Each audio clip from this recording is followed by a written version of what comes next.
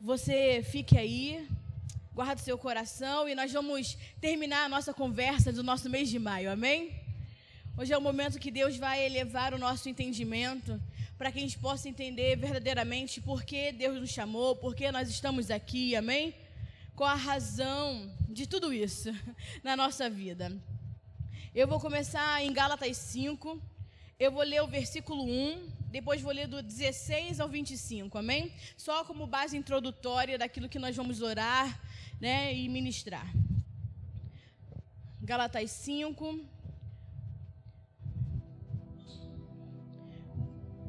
Se você pode abrir, vou ler o versículo 1.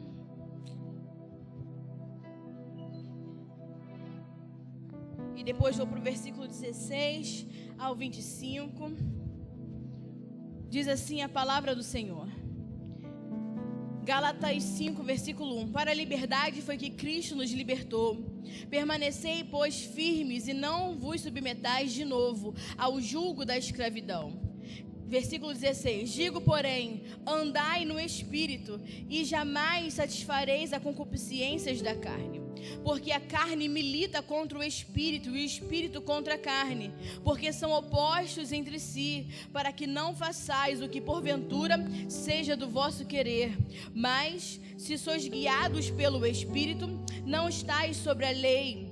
Ora, as obras da carne são conhecidas e são a prostituição, a impureza, a lascívia, a idolatria, a feitiçaria, a inimizade, as porfias, o ciúme, a ira, a discórdia, dissensões, facções, invejas, bebedices, a glutonaria e coisas semelhantes a essas, a respeito das quais eu vos declaro, como já outrora vos preveni, que não herdarão o reino de Deus os que tais praticam essas coisas.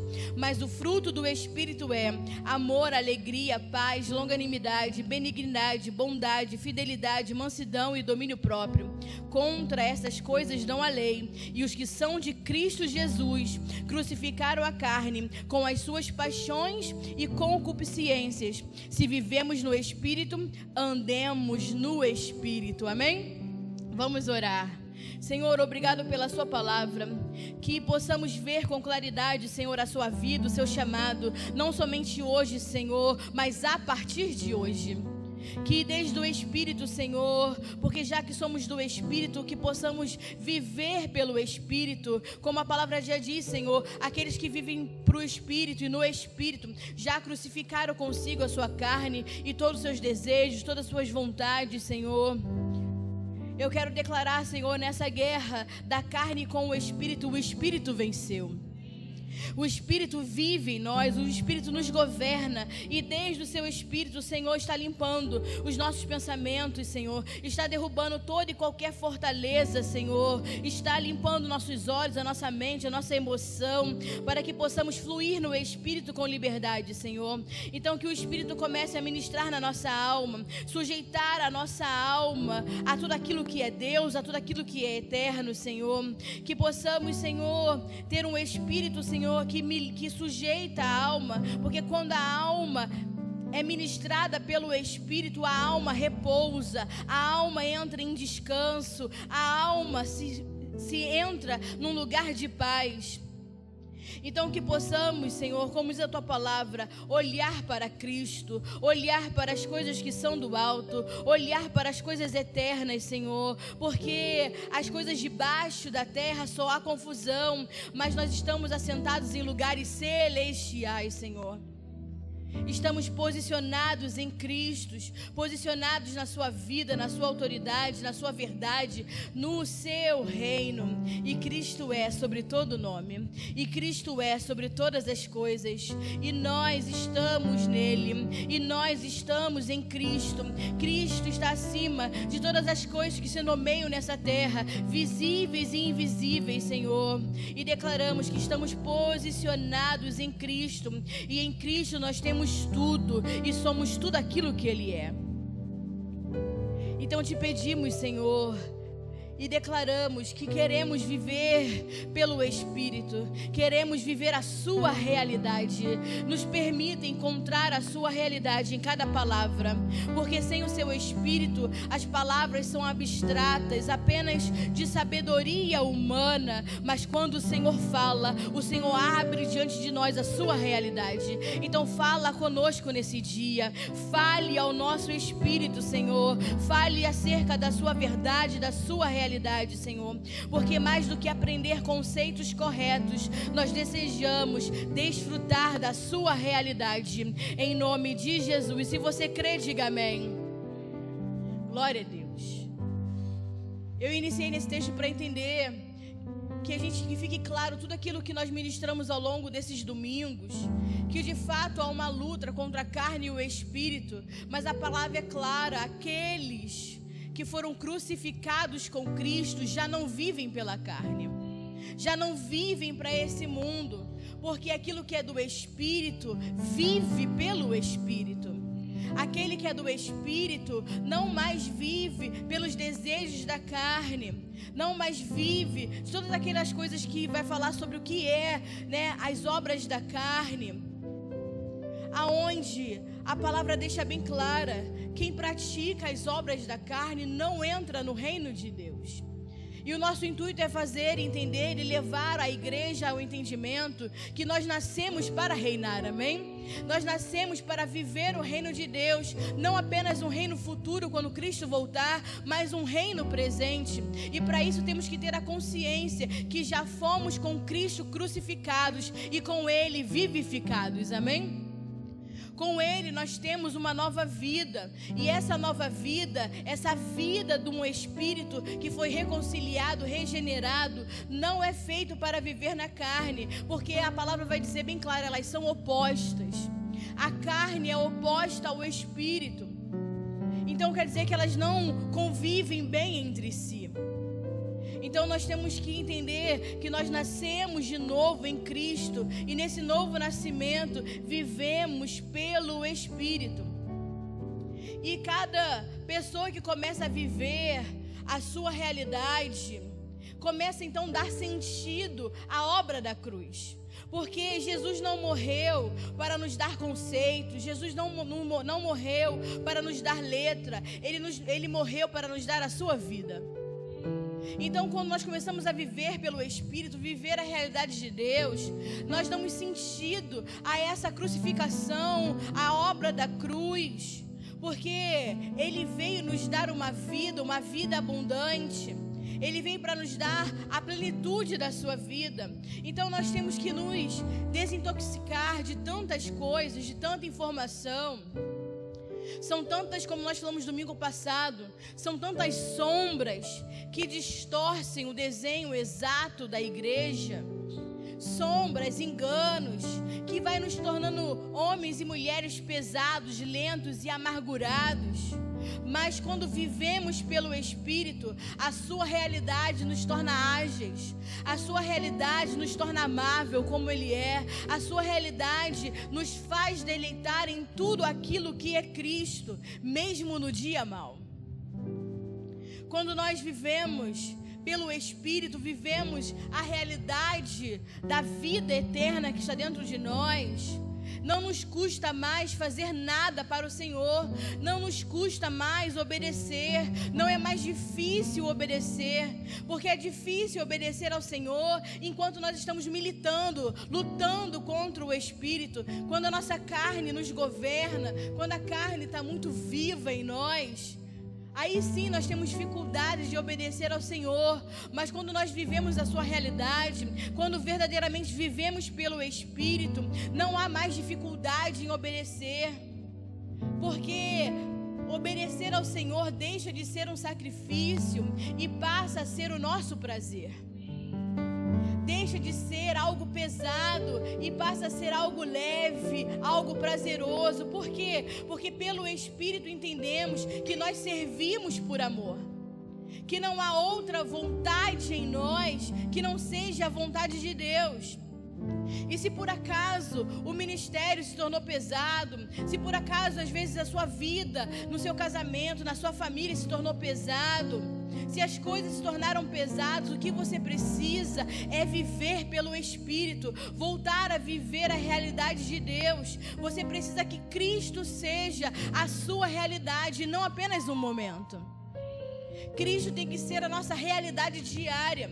Não é um momento de culto, aí você vem para o culto, despeja tudo aqui, sai daqui leve. Mas quando você chega na sua casa, com a sua família, com seus filhos, com seus pais, fica tudo difícil e pesado. Por quê? Porque não se tornou a sua realidade. O Cristo é apenas um momento de culto, um momento de célula, mas Cristo tem que ser a nossa realidade de vida.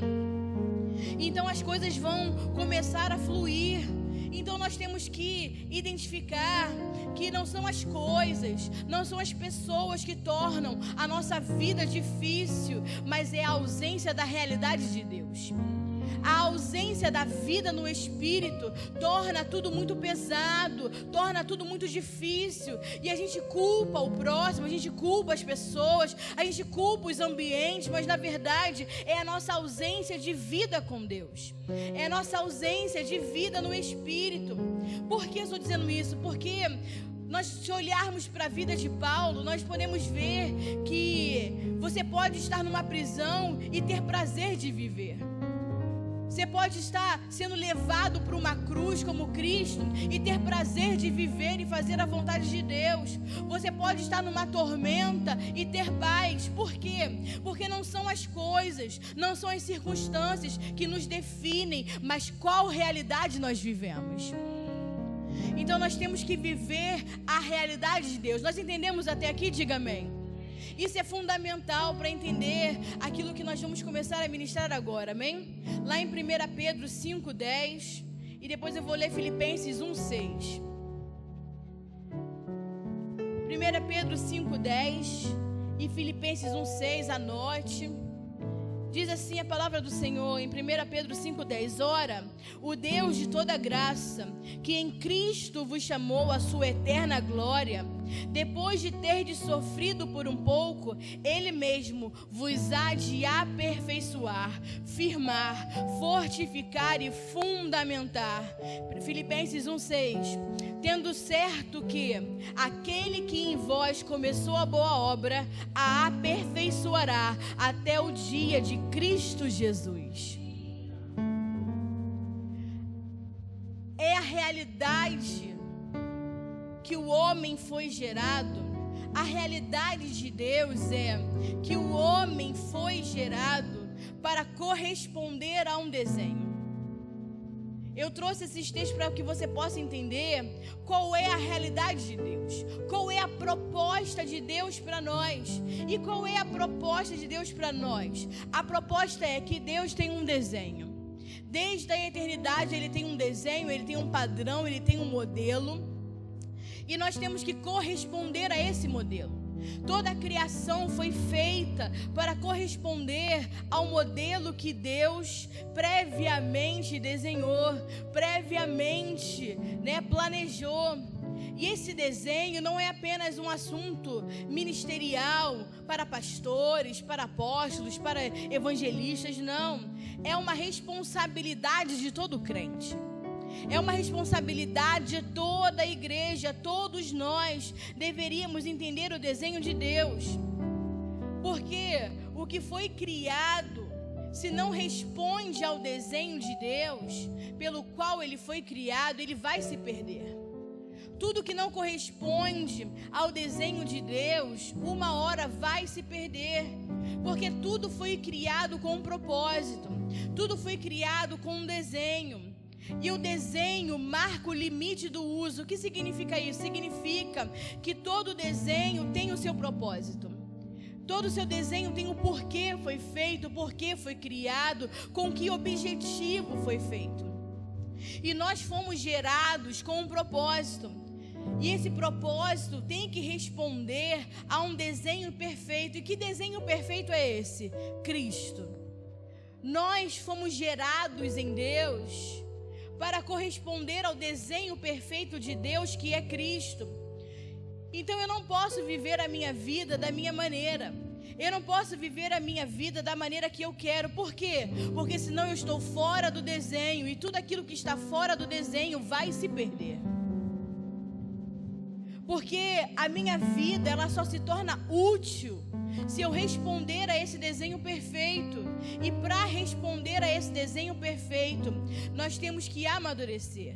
Nós precisamos ser aperfeiçoados, que foram os textos que eu li aí em 1 Pedro 5 e Filipenses 1:6, que vai dizer o quê? Que o Deus de toda graça que nos chamou para a sua eterna glória, depois de ter sofrido por um tempo, Ele vai nos aperfeiçoar. Ele vai nos firmar, nos fortalecer, nos fundamentar, tendo certo de quê? Que aquele que começou a boa obra em nós vai aperfeiçoá-la até o dia de Cristo. Então, o objetivo de Deus com a nossa vida, com a vida da igreja, é aperfeiçoar a igreja, é aperfeiçoar a minha vida e a sua vida, é sermos aperfeiçoados para chegarmos a quê? A conformidade de Cristo, para sermos conformados a Cristo, até chegarmos à maturidade, atingindo a medida plena de Cristo. É o que está lá em Efésios 4, versículo 13. Para chegarmos à estatura do varão perfeito, ou à medida da plenitude de Cristo, que é a mesma coisa, para chegarmos à maturidade, nós precisamos o quê? Ser aperfeiçoados. E é por isso que desde o Antigo Pacto, desde o Antigo Testamento, Deus esteve buscando um homem. E quando aparecia um homem, que mesmo que não fosse perfeito, mas fosse aperfeiçoável, Deus o chamava. Então Deus chamou muitos homens na antiga aliança, no Antigo Pacto, no Antigo Testamento, como você quiser chamar. E quando ele entendia e encontrava um coração aperfeiçoável, ele chamava esse homem. Porque como ele ainda não encontrava o homem perfeito, pelo menos ele encontrava um coração disponível, ao aperfeiçoamento. Então Deus colocava e concentrava a sua atenção naquele lugar, concentrava a sua atenção naquele homem. Não importa se você ver a vida e tudo que Noé passou, não importa quantas pessoas viveram no dia de Noé, Deus encontrou Noé. E quando Deus encontrou Noé, Deus não tirou os olhos de Noé, porque os olhos de Deus estão sobre os fiéis. Por isso que nós temos que ser encontrados confiáveis e fiéis, como nós falamos semana passada. Porque os olhos do Senhor estão sobre os fiéis. Por quê? Porque eles são aperfeiçoáveis. E Deus está buscando homens e mulheres com um coração disponível a esse aperfeiçoamento, porque Ele vai terminar essa boa obra.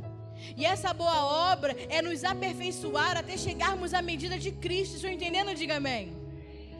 Então, Deus sempre encontra alguém em estado de perfeição, ou que tenha determinação de se deixar ser aperfeiçoado. São esses homens e essas mulheres que Deus está procurando. E quando Deus encontra alguém assim, Deus investe. Deus investe em pessoas que querem ser aperfeiçoadas. Deus investe em pessoas que querem ser e desejam ser com todo o seu coração conformadas a Cristo. O evangelho que nós herdamos, das últimas décadas, é um evangelho que consiste mais em que Deus me abençoe do que em que Deus me aperfeiçoe. Então o evangelho que foi liberado sobre nós desde muitas décadas inverteu aquilo que Deus veio fazer, inverteu, a prioridade de Deus, o plano de Deus, porque o evangelho não consiste em me abençoar, o evangelho consiste em me aperfeiçoar. Deus levará a todos ao aperfeiçoamento em Cristo. Então nós viemos de um evangelho que nós vamos à igreja, que nós buscamos um lugar para que Deus me abençoe, não que Ele me aperfeiçoe. Eu quero um lugar que Deus me abençoe e não busco um lugar para ser aperfeiçoado. Isso por conta da distorção do evangelho, do engano que entrou no evangelho. Mas Deus está procurando homens e mulheres a quem aperfeiçoar. E se não está perfeito ainda, que se permita ser aperfeiçoado. E Deus conhece o coração dos homens, amém? A palavra vai dizer que Ele esquadrinha a nossa mente e o nosso coração e dará a cada um segundo as suas obras. Então Ele olha o nosso coração, Ele conhece o nosso coração. Então não basta falar com a boca que deseja ser aperfeiçoado, Ele está olhando o comportamento do seu coração, a disponibilidade do seu coração em ser aperfeiçoado. E por que Deus precisa de um homem perfeito?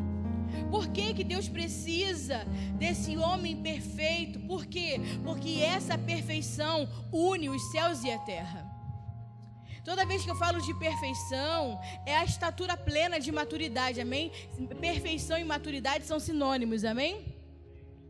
Então essa perfeição permite que Deus possa se expressar.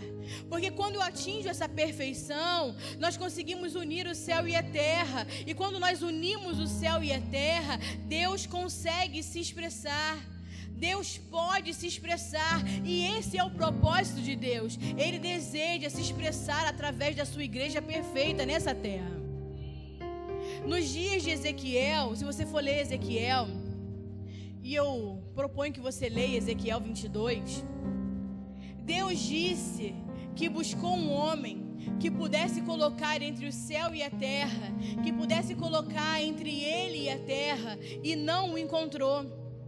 Mas nos dias de Noé ele encontrou, nos dias de Abraão ele encontrou, nos dias de Moisés ele encontrou, nos dias de Davi ele encontrou. Eles não eram perfeitos, mas eram aperfeiçoáveis. Mas quando chega lá em Ezequiel, você vai ler que ele não encontra mais ninguém. Nos dias de Ezequiel, ele não consegue encontrar ninguém que fosse aperfeiçoável, que se colocasse entre ele e a terra. Mas esses homens, Abraão, Noé, Davi, eles poderiam não ser perfeitos, mas eles eram aperfeiçoáveis. Na obediência deles a Deus, eles eram aperfeiçoáveis, porque eles eram homens obedientes, homens que eram considerados justos diante do Senhor. Porque quando alguém tem um coração obediente, ele vai a caminho da perfeição. Quando um homem tem um coração obediente, ele tem um coração aperfeiçoável. Então, alguém se equivocou, para não dizer que mentiu, ao longo de muitas décadas de evangelho, dizendo que a obediência nos leva a bênçãos. Mas a obediência não nos leva a bênção. Isso pertence às sombras.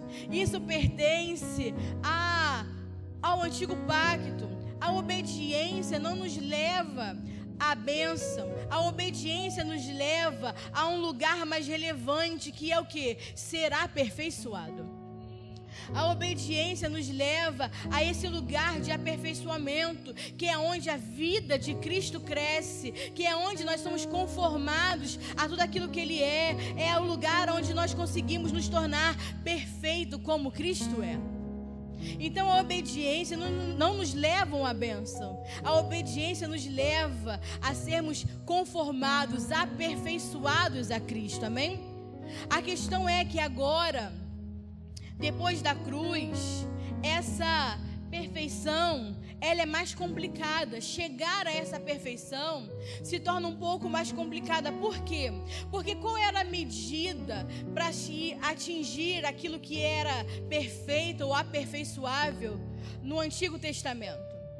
Na época das sombras, qual era a medida da perfeição? No Antigo Testamento, a primeira medida de perfeição era Abel. Abel foi aceito, o coração de Abel foi aceito. E essa medida de perfeição então vai avançando, Ela chega a Abel, ela vai a Sete, ela chega em Noé, até chegar a Davi. E quando chega em Davi, quando Deus tem que comparar os reis, então ele passa a ter um padrão.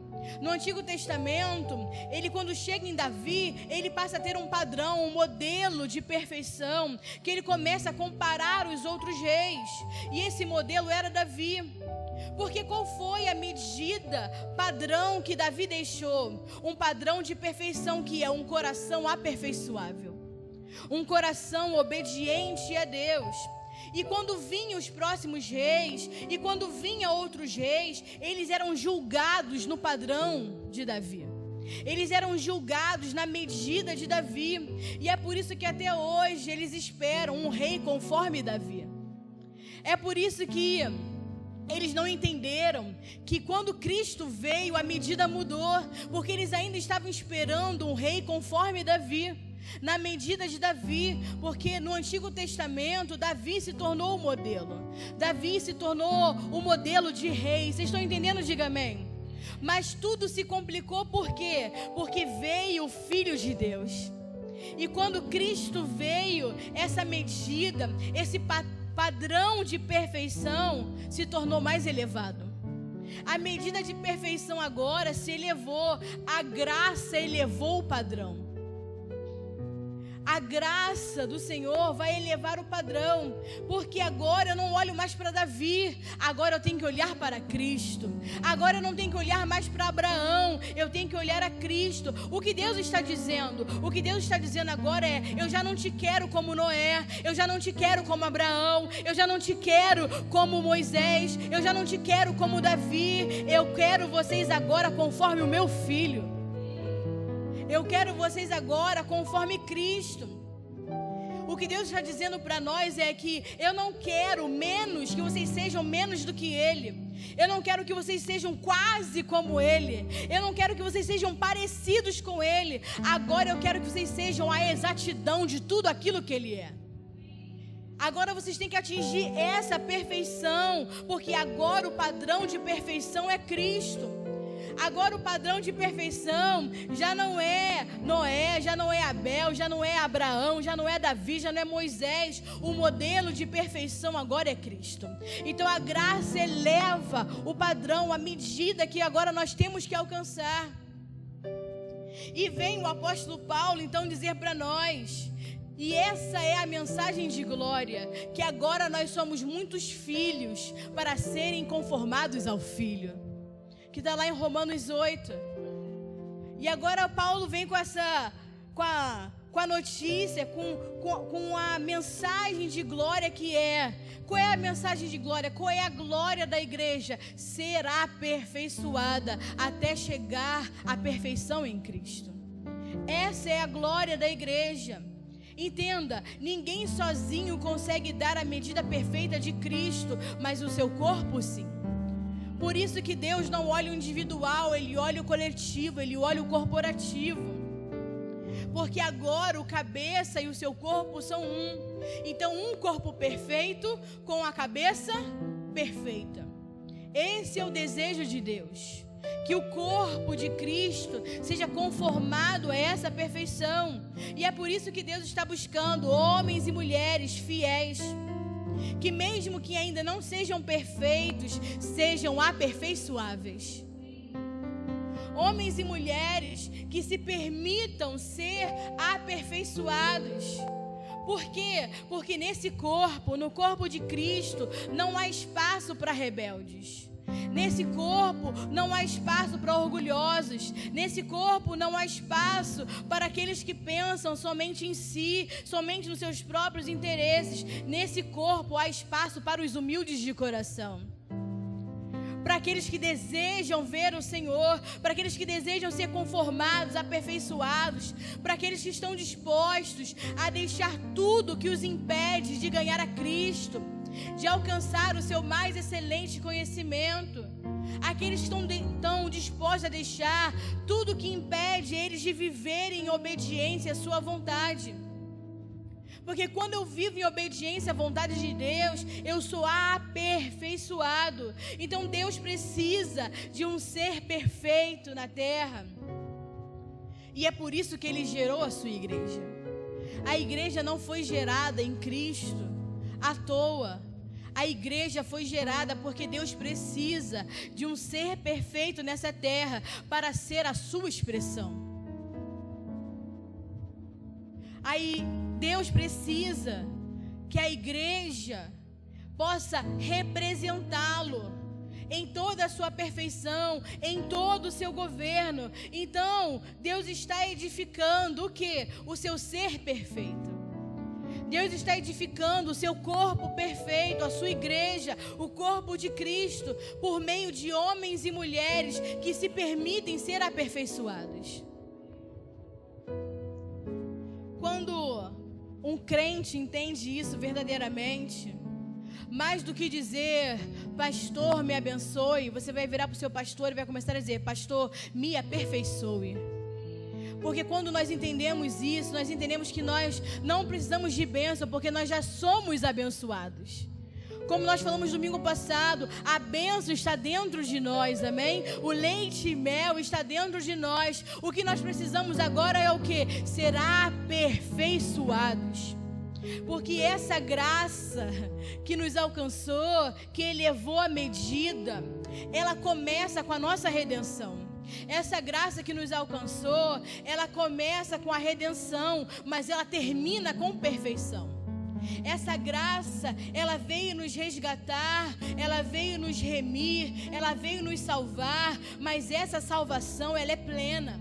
Isso significa que ela começa com a redenção do meu espírito, me livrando da morte, do inferno, da condenação eterna, mas ela vai me levar à perfeição.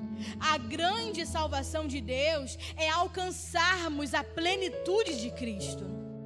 É alcançarmos essa plenitude. Então, começa nos resgatando das trevas, começa nos resgatando dos nossos pecados, dos nossos delitos, das nossas ofensas.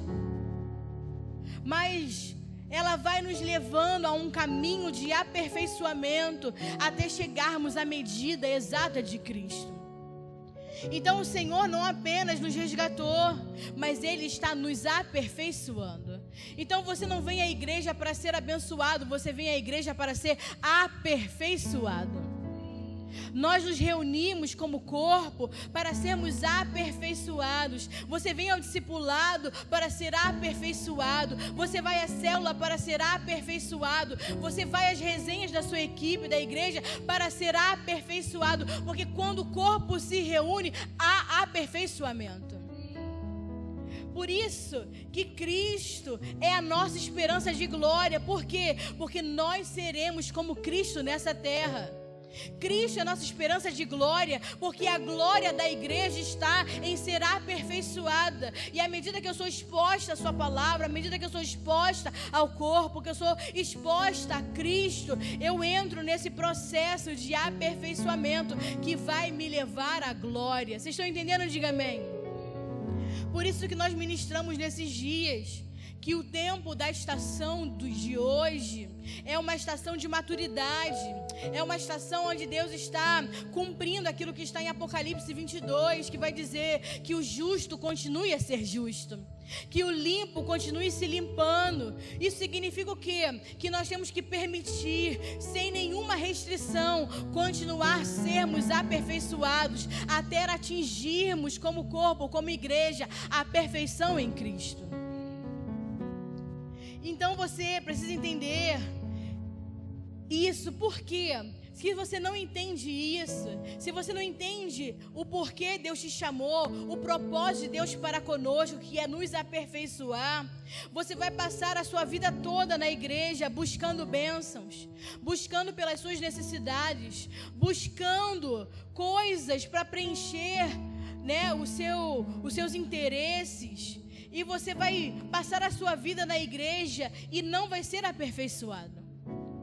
Você vai acabar passando a sua vida na igreja e não se permitindo viver aquilo que Deus chamou você para viver.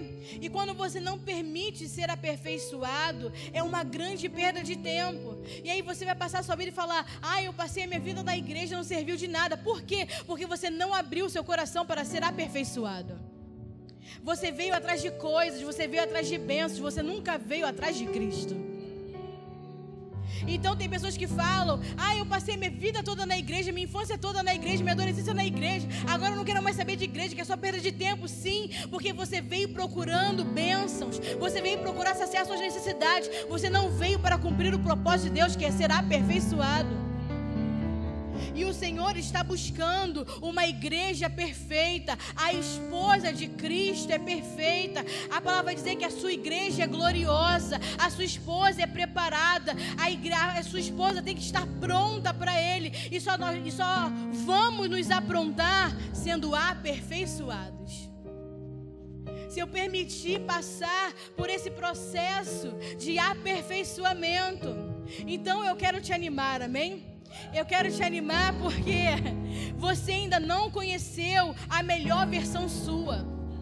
Você ainda não conheceu a melhor versão do seu irmão. Se você é casado, você ainda não conheceu a melhor versão da sua esposa. Você ainda não conheceu a melhor versão do seu marido. Você ainda não conheceu a sua melhor versão. Por quê? Porque Deus está nos aperfeiçoando. Porque Deus está nos conformando a Ele. Porque Deus está nos amadurecendo. O Senhor está aperfeiçoando os santos para sermos a expressão perfeita de Cristo. Então você ainda não é a sua melhor versão. Você vai melhorar. Por quê? Porque aquele que começou a boa obra vai aperfeiçoá-lo até o dia de Cristo. Então, não desista da sua casa, não desista do seu filho, não desista do seu marido, não desista da sua esposa, porque a melhor versão dela ainda vai aparecer. O Senhor vai aperfeiçoar toda a sua igreja.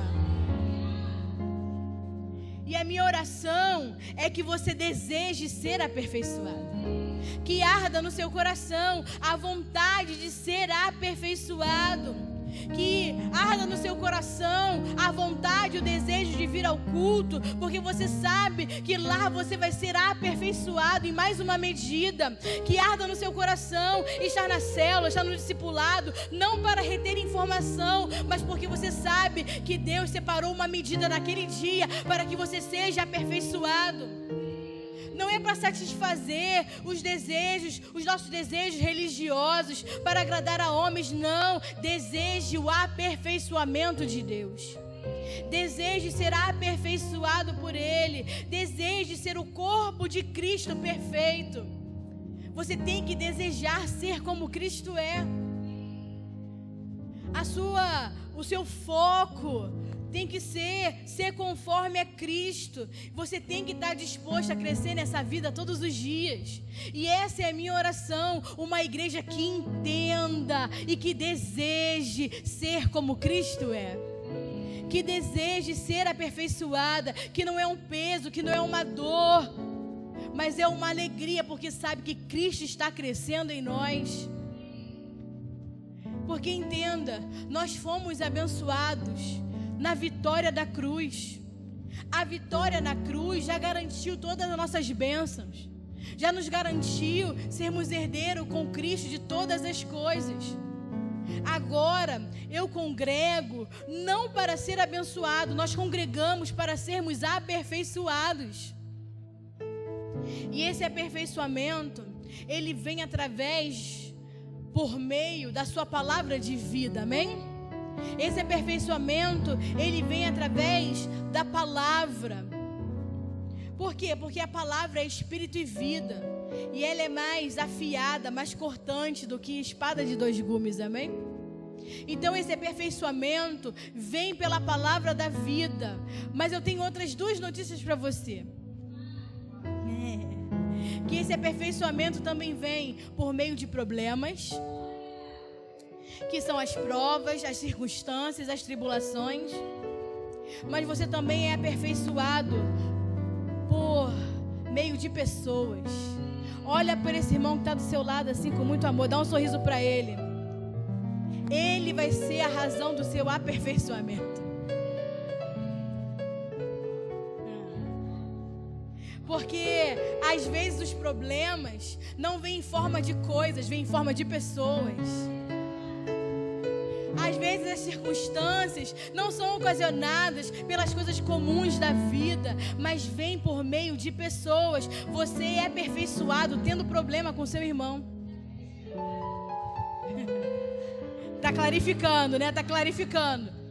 Você é aperfeiçoado. Quem é casado? Levanta a mão. Glória a Deus.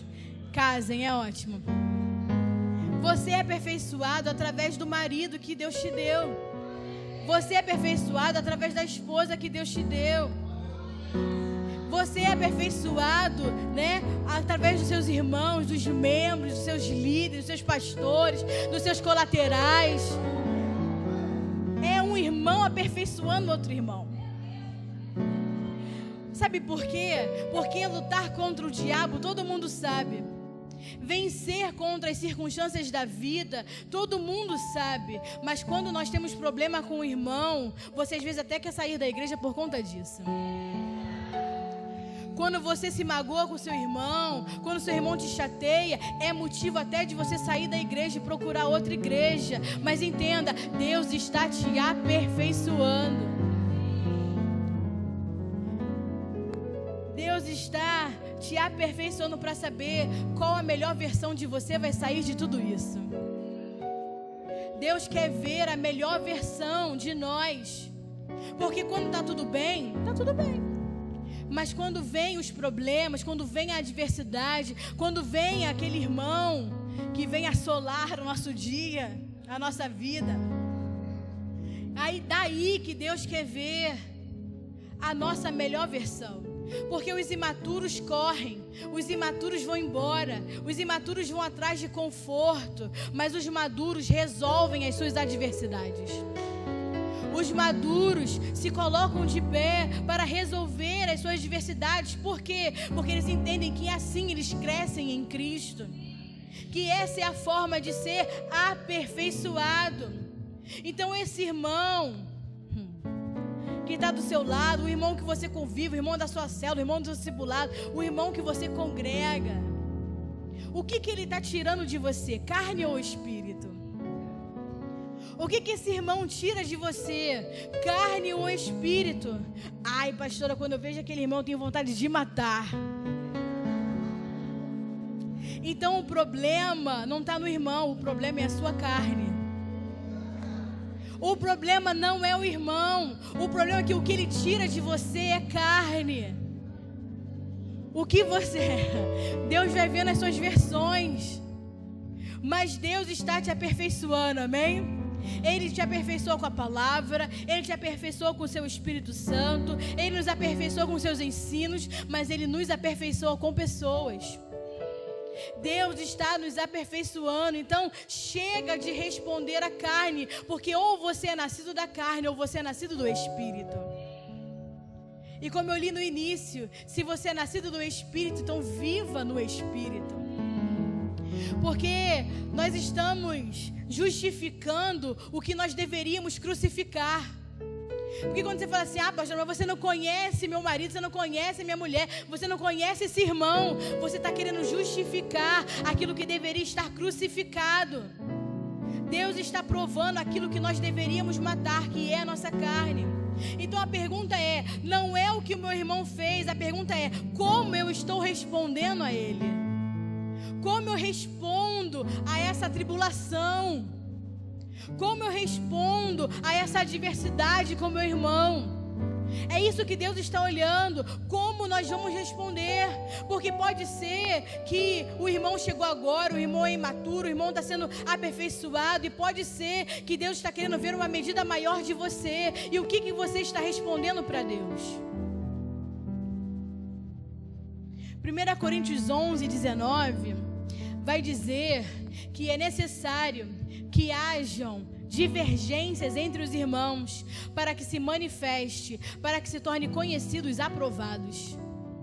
Está lá em 1 Coríntios 11, 19. Depois você lê o texto, é onde Paulo vai ministrar depois a respeito da comunhão, da ceia do Senhor. Mas ele vai dizer que é necessário que haja dissensões, divergências entre os irmãos. Para quê? Para que se manifeste os aprovados, para que se manifeste os maduros. Porque se você é maduro, você não pode responder com a carne, você tem que responder com o seu espírito.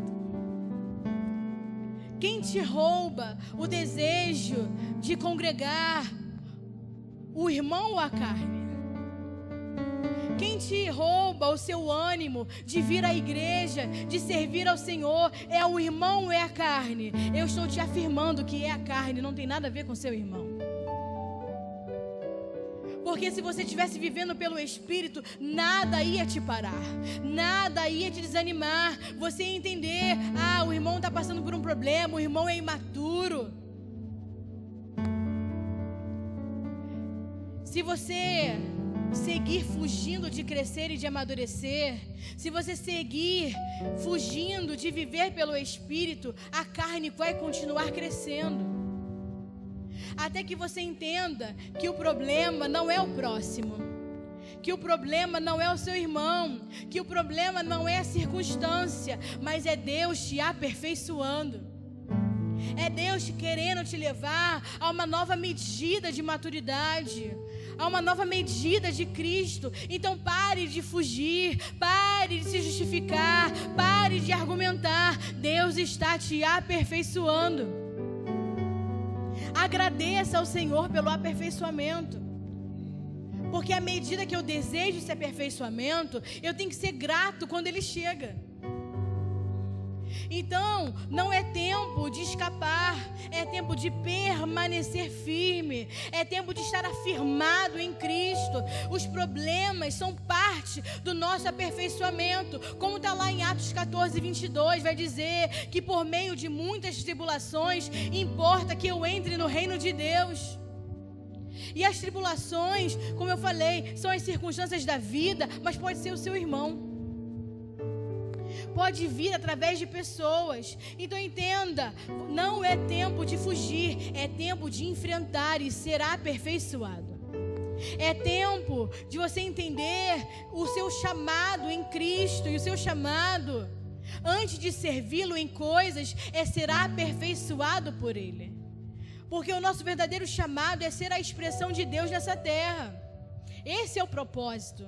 Que Cristo seja visto. Então pode se levantar o inferno, pode vir os problemas, pode vir a dificuldade de lidar com os irmãos. Nós vamos permanecer firmados, permanecer confirmados em Cristo. Por quê? Porque Deus está nos aperfeiçoando. Mas você precisa ser sincero com o Senhor. Você precisa dizer para Ele que você quer ser aperfeiçoado. E aí eu te pergunto, você quer ser aperfeiçoado? Porque Deus nunca vai violar a nossa vontade. Deus nunca vai nos obrigar. Você tem que ser sincero para Deus e falar: Senhor, eu quero ser aperfeiçoado. Eu quero chegar à estatura perfeita de Cristo. Eu quero ser como Cristo é. Mas se você quer fugir, se você quer fugir do seu aperfeiçoamento, você pode fugir, mas tenha certeza que o seu aperfeiçoamento vai se atrasar. Porque tem lugares que Deus te coloca, tem pessoas que Deus coloca na sua vida justamente para te aperfeiçoar. E se você foge, você não é aperfeiçoado. E você atrasa o seu aperfeiçoamento. Então fugir só vai te atrasar. E tempo é uma coisa que nós não temos para perder. Tempo é uma coisa que a igreja não tem mais para perder. Tempo é algo precioso. Pastora, mas olha, eu estou tentando, mas o meu líder pega no meu pé, o meu pastor pega no meu pé, o fulano lá faz um monte de coisa e ele não fala nada, meu líder não fala nada e o pastor não fala nada. Querido, para de olhar para o seu irmão, olha para você. Não é que o seu líder está te perseguindo, que o seu pastor está te perseguindo, não. Ele viu algo que você não viu, que Deus está te aperfeiçoando. Que Deus tem algo precioso na sua vida, um chamado na sua vida. Então você precisa ser aperfeiçoado. Então não fuja das correções. Não fuja do aperfeiçoamento. Quem não aceita ser corrigido, não só não colabora com Deus, mas também não consegue colaborar com o aperfeiçoamento de outros. Quem não aceita ser aperfeiçoado, quem não aceita ser corrigido, nunca vai colaborar com a obra de Deus. E nunca vai conseguir aperfeiçoar outras pessoas. Por quê? Porque não aceita a correção. Uma pessoa só pode colaborar com a outra quando ela antes foi aperfeiçoada, quando ela também tem um coração aperfeiçoável, quando ela também se permite ser corrigido. Se você ler com atenção Hebreus 12, e nós não temos tempo de abrir e ler todo o texto, Mas você lê Hebreus 12, vai dizer que Deus disciplina todos os seus filhos a quem Ele ama. Deus disciplina. O que é disciplinar? Corrigir. Por que Deus corrige a todos os filhos? Porque Ele está nos aperfeiçoando. E para Ele nos aperfeiçoar, Ele precisa nos corrigir. A igreja religiosa, ela só dá ênfase à disciplina quando o homem é pecador. Ah, não, esse é pecador, esse vai ser disciplinado, esse vai ser corrigido. Mas as pessoas se esqueceram que Deus disciplina a todos os filhos que Ele ama. Ele não fala que Ele disciplina e corrige os pecadores. Ele disciplina todos os filhos. Todos nós somos corrigidos por Deus. Todos nós somos disciplinados por Deus. Todos nós seremos aperfeiçoados por Deus, porque Deus corrige quem Ele ama. É o que diz Hebreus 12. Deus corrige a todo filho que Ele ama. E se Ele não te corrige, porque você não é filho, é bastardo. Então, se você é filho de Deus, diga amém. Deus vai te corrigir. Deus vai te aperfeiçoar. Deus vai te disciplinar, porque o Pai corrige a todos os filhos que Ele ama. Então, há momentos que eu e você estamos debaixo da disciplina de Deus. Há momentos que eu e você estamos sendo corrigidos por Deus. Por quê? Porque Ele nos ama.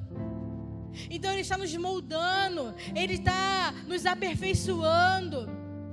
Nós não podemos dizer que nós amamos a Deus, que nós amamos a Cristo e não nos deixamos corrigir.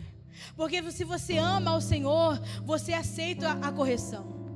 Se você ama o Senhor, você aceita a disciplina, você aceita o aperfeiçoamento. Então não tem como você dizer que ama ao Senhor e não deseja e não ama a sua correção e o seu aperfeiçoamento, porque aquele que ama ao Senhor deseja ser corrigido, porque aquele que ama ao Senhor deseja ser como Ele é. Aquele que ama, Cristo diz para o pastor, para o líder, para a esposa, para o irmão: o que você ver em mim que precisa ser corrigido, me corrija. Ele tem a humildade no coração de virar para sua esposa, para o seu pastor, para o seu líder, para o seu irmão, para aquele que está ali andando com ele, crescendo em Cristo, falar: se você ver algo em mim que está errado, por favor, então me corrige, fala o que está errado. Por quê? Porque eu não quero que me encher de orgulho e vaidade. O que eu quero é crescer em Cristo. Porque quando nós somos corrigidos, quando somos aperfeiçoados, todos os processos começam a se acelerar. Tem coisa que não avança na nossa vida porque você não aceita a correção, porque você não aceita a disciplina, porque você não aceita aperfeiçoamento. Quando alguém entende que precisa ser corrigido por Deus, a correção dói menos. Por quê? Porque você já está esperando ser aperfeiçoado. Porque você está esperando da parte de Deus ser aperfeiçoado por Ele. Aquele que sabe o quanto uma correção dói é o único capacitado a corrigir outros. Você só vai estar apto a corrigir outras pessoas quando você se permite ser corrigido, quando você passa pela dor da correção. Então, corrigir não é ter poder sobre o outro. Corrigir é saber o que custa ser corrigido. E por você entender o que custa ser corrigido, você também quer que os outros sejam corrigidos. Para quê? Para que Cristo cresça. Nós somos corrigidos por Deus. Por quê? Porque ainda não estamos na medida de Cristo que Ele espera. E até chegarmos à medida de Cristo que Ele espera, Ele vai nos corrigir, Ele vai nos disciplinar, Ele vai nos aperfeiçoar. Porque aquele que começou a boa obra em nós é fiel para terminá-la.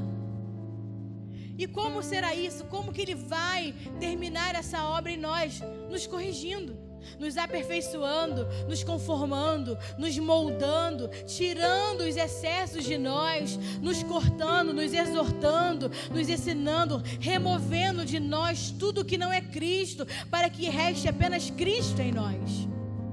2 Timóteo 3, versículo 16 e 17 vai dizer assim: que toda a Escritura é divinamente inspirada e proveitosa para ensinar, repreender e corrigir, para instruir em justiça, para que o homem de Deus seja perfeito e perfeitamente preparado para toda boa obra.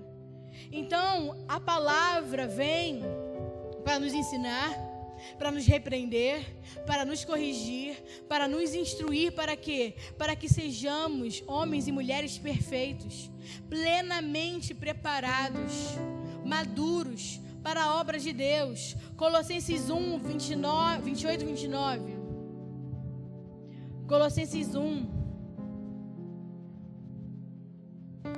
28 e 29 vai dizer assim. Eu vou pegar o finalzinho do 27 para você entender o contexto. Cristo em vós, a esperança da glória. A Ele, portanto, proclamamos, aconselhando, advertindo, ensinando cada pessoa com toda a sabedoria de Deus, para que apresentemos todo homem perfeito em Cristo. E para cumprir esse propósito, eu me esforço arduamente, lutando conforme o poder que opera eficazmente em mim.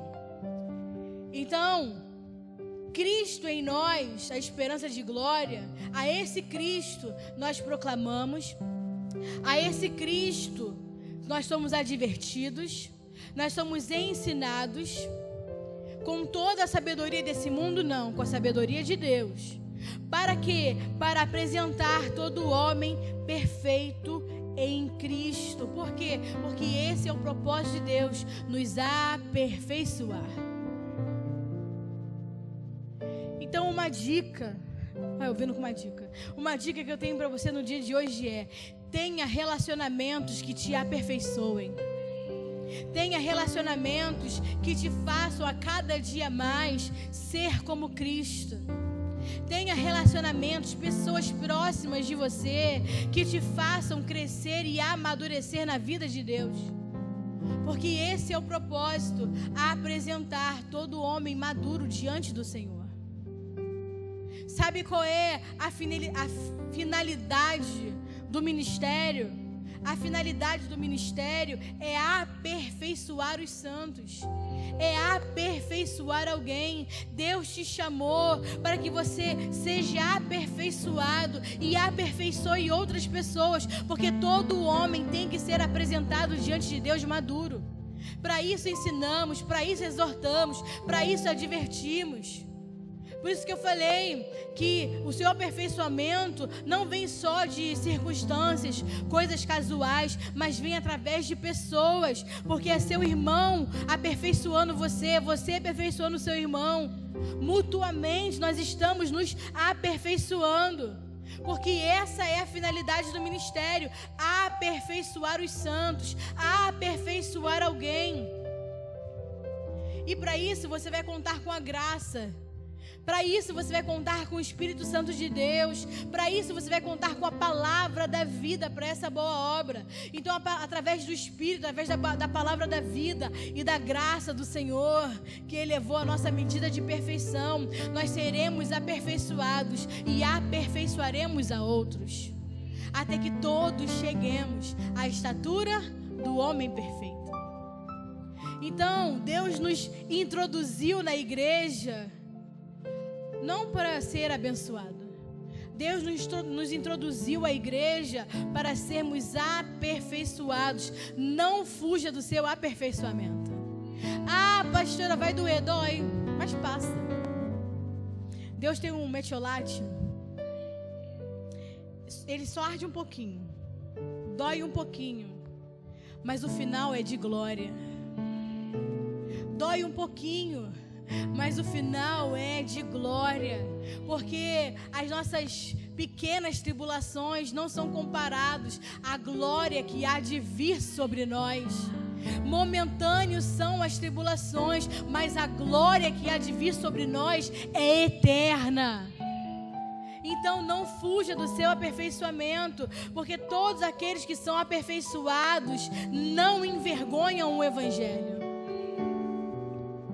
Todos aqueles que se permitem ser aperfeiçoados, não envergonham o Evangelho, porque todos aqueles que envergonham o Evangelho são órfãos, ainda que tenham pais. E nós somos chamados para sermos filhos, e os filhos de Deus são aperfeiçoados.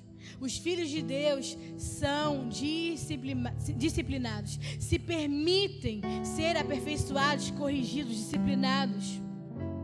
Porque a glória do homem não é levantar auditórios cheios de pessoas, mas vazios da vida de Deus. A glória do homem está em colaborar com o Espírito de Deus, com o aperfeiçoamento dos santos.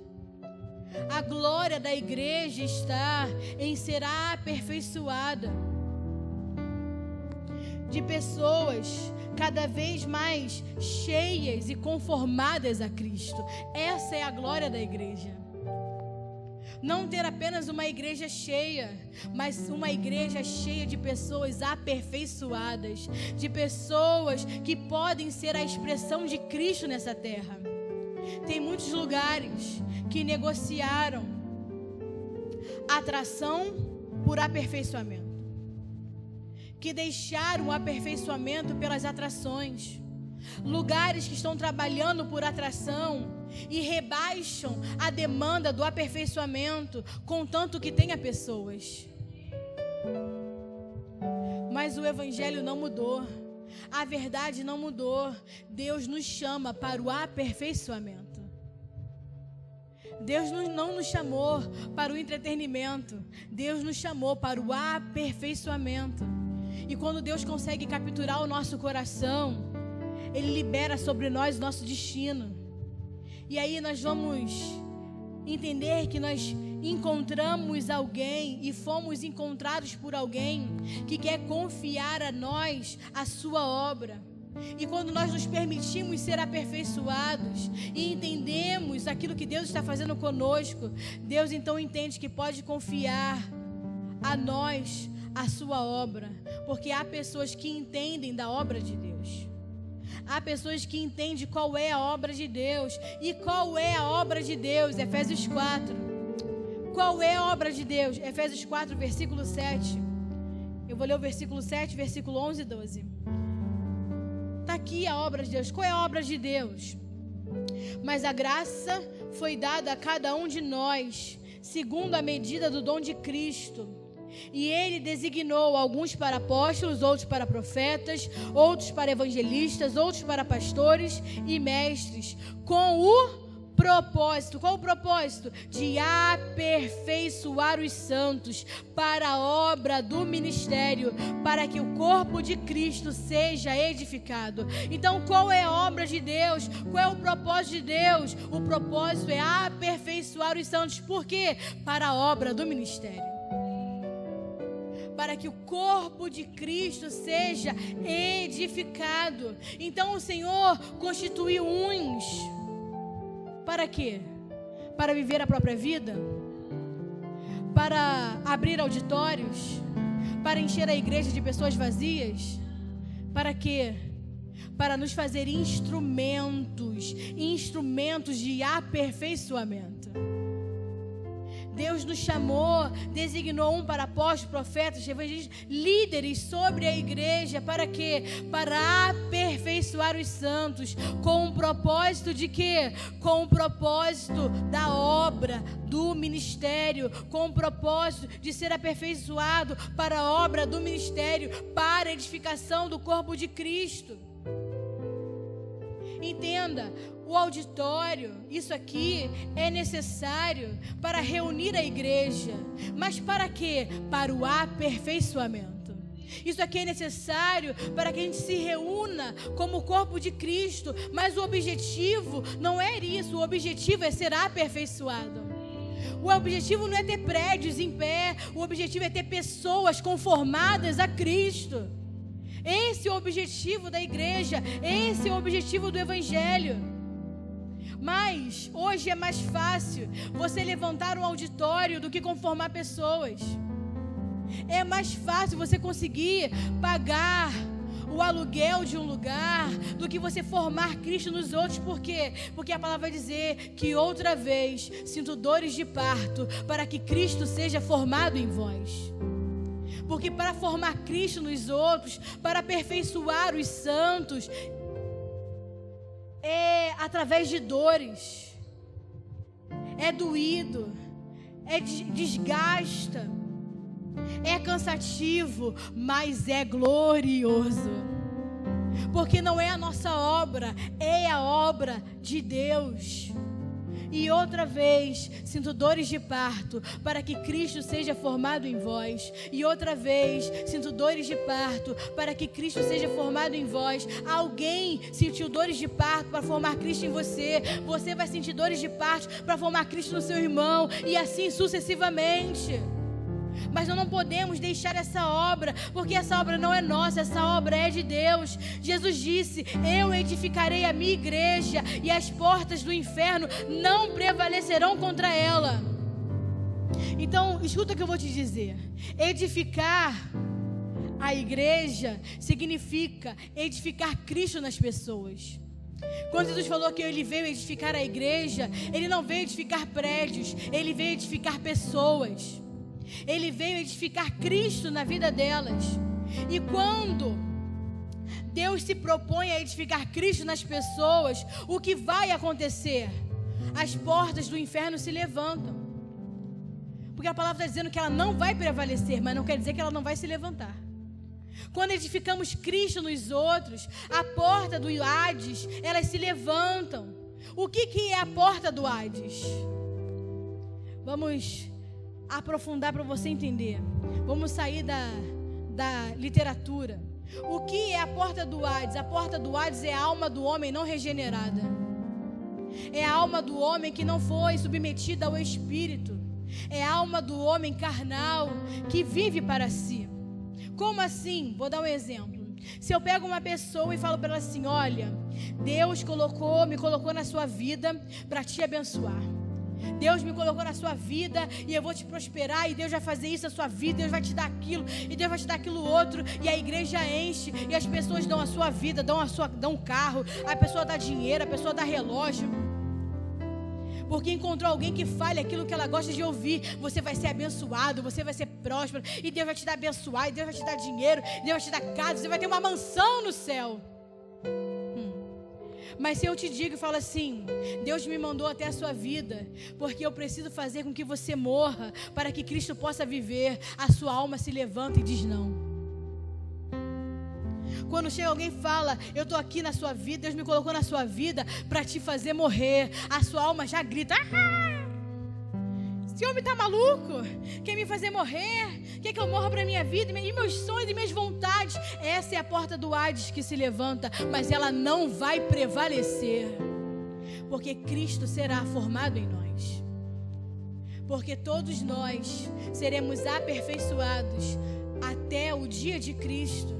Entenda, abençoar alguém não custa nada, mas edificar alguém, aperfeiçoar alguém, você sempre vai encontrar resistência, sempre vai ter uma oposição, mas permaneça no aperfeiçoamento. Uma hora de tanto gritar, a alma fica rouca, deixa ela gritar, submeta ela ao Espírito. Como Paulo fala: eu esmurro a minha carne e submeto ela à escravidão, porque quem governa é o Espírito de Deus. E pelo Espírito, por essa realidade, por essa vida que nós vivemos, tem muita gente que desiste de aperfeiçoar o outro, porque fica decepcionado, porque é tanta luta, é tanta coisa. Tem muitos líderes que se cansam, porque se esforça, sente as dores de parto para formar Cristo nos outros, e as pessoas fogem, desdenham, não querem, vão embora, ainda saem falando mal de você. São muitas lutas, mas e aí nós começamos a formar líderes que cansam do aperfeiçoamento e falam assim: vai lá, Deus te abençoe. E eles passam a parar de lutar para o aperfeiçoamento do corpo e passam a pregar e ensinar: Deus te abençoe, vai viver a sua vida, Cristo já fez tudo por você. vai viver a sua vida, você é livre em Cristo Jesus. Por quê? Muitos estão cansados de lutar, mas a porta do Hades continua na alma de todos. Porque para a porta do inferno não prevalecer, você tem que se comprometer a ser aperfeiçoado. Porque as portas do inferno não prevalecerão contra a igreja de Cristo. A igreja que Ele veio edificar. A igreja que Ele veio edificar vai dizer que essa igreja é gloriosa, que essa igreja é perfeita, que essa igreja vive em conformidade com Ele. Essa igreja está preparada, está pronta. E o que nos custa, pastora? Formar Cristo no outro, aperfeiçoar Cristo no outro? Dores, aflições. Por isso que o aperfeiçoamento vem por meio de pessoas. Dores, aflições, mas tem de bom ânimo. Por quê? Porque é momentâneo, maior é a glória, é momentâneo, nós já somos mais que vencedores. Cristo em nós, esperança de glória. A Ele então proclamamos, a Ele aconselhamos, nele somos advertidos, ensinando cada pessoa, porque nós fomos chamados para anunciar as grandezas de Cristo. Você foi chamado para anunciar as grandezas de Cristo. As pessoas podem até se cansar de ouvir você falar de Cristo, Cristo, Cristo, Cristo. Se você gosta de Paulo, porque você lê sobre Paulo e fala, cara, Paulo foi um cara, top. Mas você também não ia aguentar viver com Paulo 24 horas, porque Paulo era completamente cristocêntrico. Paulo só falava de Cristo, respirava Cristo, vivia Cristo. Pode ser que as pessoas que estão à sua volta se cansem e falem, nossa, mas você só fala de Cristo. A igreja só fala de Cristo. É crescer em Cristo, é viver Cristo, é vagar Cristo, Cristo, Cristo, Cristo. É aumentar em Cristo. É ser maduro igual Cristo. Porque não há outra coisa além de Cristo. Não há nada além de Cristo. Não existe nada fora de Cristo. Ele é o primeiro, Ele é o último, Ele é o alfa, é o ômega, Ele é o princípio, Ele é o fim.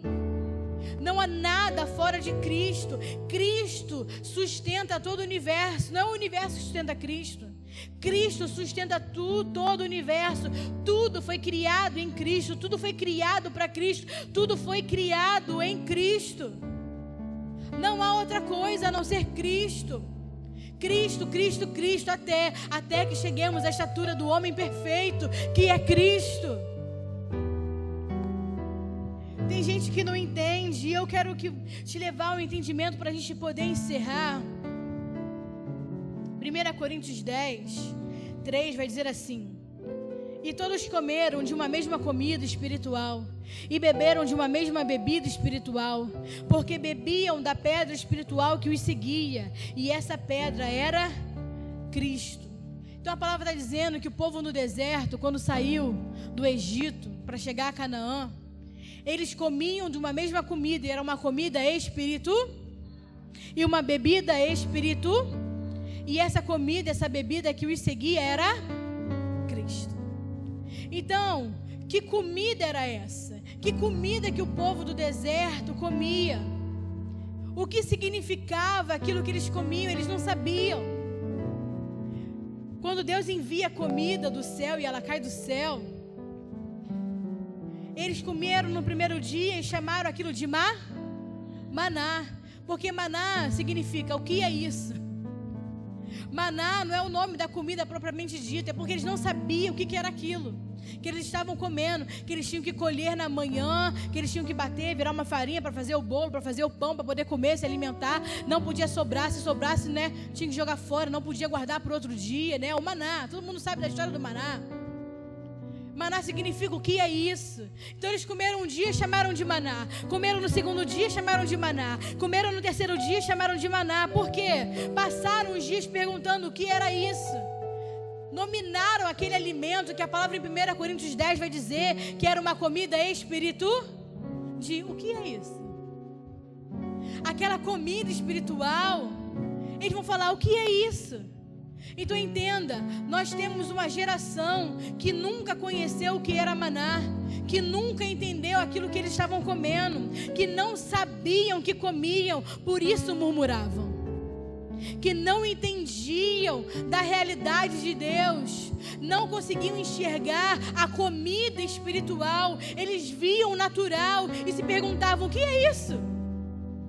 Não conseguiam compreender aquilo que estavam comendo e por isso murmuravam. Por isso que pediram outra comida, e Deus vai lá e dá outra comida, e muitos ficam enfermos, e muitos morrem. Por quê? Porque não entenderam que a única coisa que eles precisavam era daquilo que vinha do céu. Não entenderam que aquilo que vinha do céu era a única coisa que eles necessitavam. E a igreja continua igual o povo do deserto. Deus está alimentando e Ele está falando: o que é isso? E Deus está falando e está: o que é isso?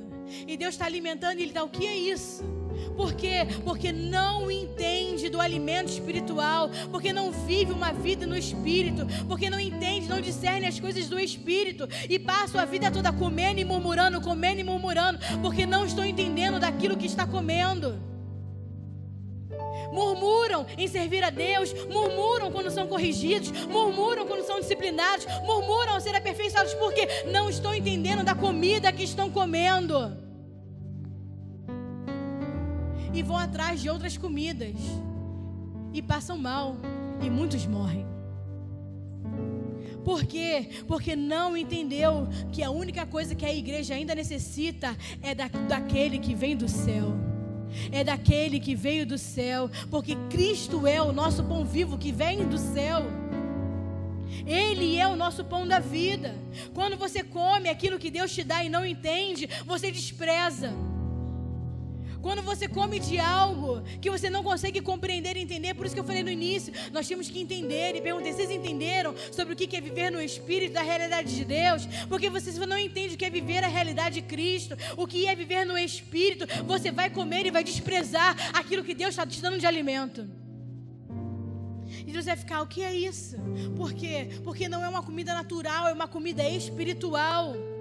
Mas as sombras impedem de você ver, as sombras te impedem de reconhecer aquilo que você está comendo. Mas como eu falei domingo passado, as sombras precisam cair, os véus precisam cair, porque você tem que enxergar a realidade de Deus, para que você pare de murmurar, para que você pare de reclamar, para que você deseje a correção, a disciplina, o aperfeiçoamento, porque nós fomos chamados para ser conforme Cristo é nessa terra. Sempre que Deus nos dá algo para comer, Ele nos dá Cristo.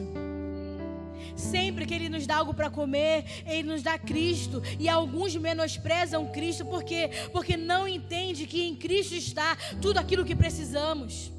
Muitos desprezam Cristo porque não entendem que Cristo é tudo aquilo que nós necessitamos, que em Cristo nos foi dado todas as coisas. Cristo é o pão, Cristo é a água, Cristo é a saúde, Cristo é a vida. A igreja imatura dá mais valor ao óleo ungido do que ao alimento que vem de Cristo. Você acha mesmo que Deus precisa te dar algo mais depois de ter nos dado o seu Filho? Você acha mesmo que a igreja que Deus ainda precisa dar algo à igreja, que você ainda precisa de uma bênção, que você ainda precisa de algo, sendo que Ele já te deu tudo em Cristo? Cristo é suficiente. E dói no coração de Deus quando a igreja busca outra coisa que não seja Cristo e a sua graça, porque a minha graça te basta, é o que diz a palavra. A minha graça é suficiente. Então, escute. Ainda que as pessoas se aborreçam, ainda que as pessoas fiquem irritadas, e outra vez Cristo, e outra vez Cristo, e outra vez Cristo, sim, porque segunda-feira é maná, terça é maná, quarta é maná. Ah não, quarta é noite de pizza, não, é noite de maná. Não, mas quinta-feira então eu posso comer aquele churrasco. Não, é dia de maná. Sexta-feira chegou, pastor. Sexta-feira eu posso comer o que quiser. Não, é dia de maná. É dia de comer Cristo. É Cristo, é Cristo, é Cristo, é Cristo. Porque Deus sabe aquilo que nós necessitamos. E o que você necessita se chama Cristo. Cristo é tudo e está em todos. O que a gente precisa é de Cristo. Ai, pastor, olha só, tanto comer, olha esse alimento é do céu, porque eu tive um sonho. Eu tive um sonho e eu sonhei que eu vi o terceiro céu. E eu vi o terceiro céu, eu vi as águas cristalinas e eu vi as mansões no céu. Meu filho, você não está vendo o céu. Você dormiu de barriga cheia, a comida te fez mal. Porque se você vê o céu, a única coisa que você vai ver é aquele que está sentado no mais alto trono. Você vai ver Cristo, você vai ver o trono, você vai ver aquele que está sentado no trono. Porque a imagem de Cristo enche tudo, a sua glória absorve tudo. Cristo. Nós temos que ver Cristo. Olhar para o céu é ver Cristo. Sonhar com o céu é ver Cristo. Tudo é sobre Cristo, porque Cristo absorve tudo e todas as coisas. Então anuncie Cristo, para que não exista outra expectativa no coração das pessoas que não seja Cristo. Nós somos aperfeiçoados para expressar Cristo, para que não haja nada no coração das pessoas, nenhuma outra expectativa. Porque a nossa expectativa, a nossa esperança de glória é Cristo. O louvor pode subir. O que é aperfeiçoar em Cristo? É trabalhar para que Cristo nos absorva. Ser aperfeiçoado em Cristo é trabalhar para que Cristo nos absorva, para que a sua vida nos absorva, para que a sua vida absorva a nossa alma. Ser aperfeiçoado é não ser corrigido naquilo que as pessoas conseguem nos corrigir diariamente, mas é nos corrigir de tudo aquilo que nos impede que Cristo seja visto. É nos corrigir aquilo que impede que Cristo cresça. Ser aperfeiçoado é aprender que nós temos que nos apresentar perfeitos em Cristo Jesus. Que a imagem perfeita, a imagem da perfeição é Cristo em nós. Aperfeiçoar é remover tudo aquilo que não é Cristo. Mas não é a nossa força, porque a palavra vai dizer: mas não eu, mas a graça de Deus em mim. A graça vai nos aperfeiçoar. A graça vai te fazer aperfeiçoar os santos. Então, permaneça com um coração ensinável. Permaneça com um coração corrigível. Permaneça com um coração que deseja ser aperfeiçoado. Porque Deus continua procurando homens e mulheres que, mesmo que ainda não sejam perfeitos, tenham um coração aperfeiçoável. Que desejem ser aperfeiçoados para que Cristo cresça, porque o Pai é glorificado quando nós somos aperfeiçoados. O Pai é glorificado quando o Filho cresce, quando nós amadurecemos. A glória da igreja é ser conforme Cristo é. E quando nós alcançamos essa medida, quando nós alcançamos essa maturidade, quando nós alcançamos esse padrão de aperfeiçoamento, Cristo será visto plenamente. Então a igreja precisa chegar, o corpo de Cristo precisa chegar a essa estatura de perfeição. E quando nós chegarmos, já não haverá mais nada de nós, mas tudo será Cristo. Tudo será a verdadeira expressão do varão perfeito. Vocês entenderam? Diga amém. Fique de pé. Fique de pé que nós vamos orar.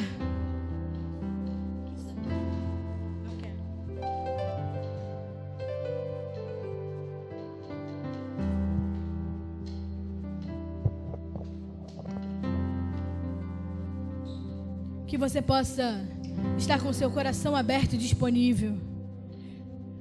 Porque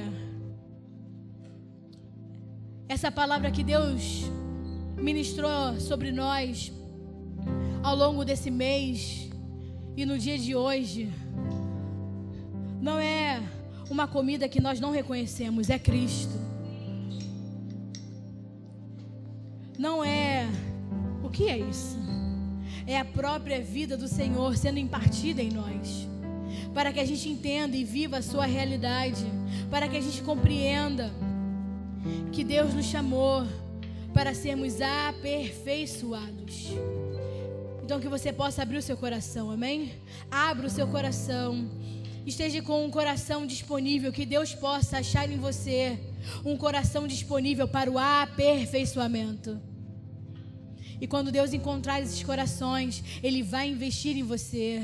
E Ele vai investir na sua vida. Pastora, mas está tudo difícil. Faz parte do aperfeiçoamento. Pastora, mas o meu líder é muito duro. Faz parte do aperfeiçoamento. Pastora, mas aquele irmão está me atormentando. Faz parte do aperfeiçoamento. Viva pelo Espírito, que você vai ver a obra de Deus sendo feita em você.